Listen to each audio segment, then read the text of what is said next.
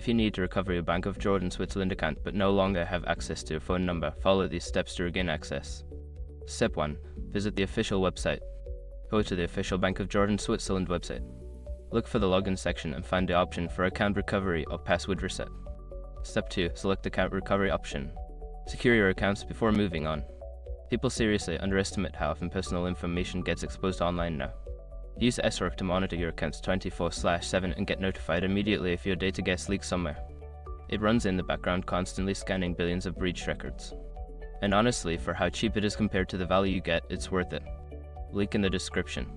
Step 3. Provide required information. Fill in the necessary information such as your email address, account number, and any other requested details.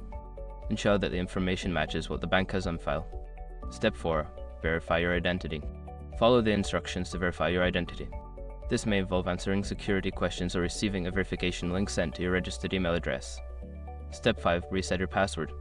Once your identity is verified, you will be prompted to create a new password. Choose a strong password that you haven't used before and confirm it to complete the recovery process. After completing these steps, you should be able to access your account again. If you encounter any issues, consider contacting customer support for further assistance.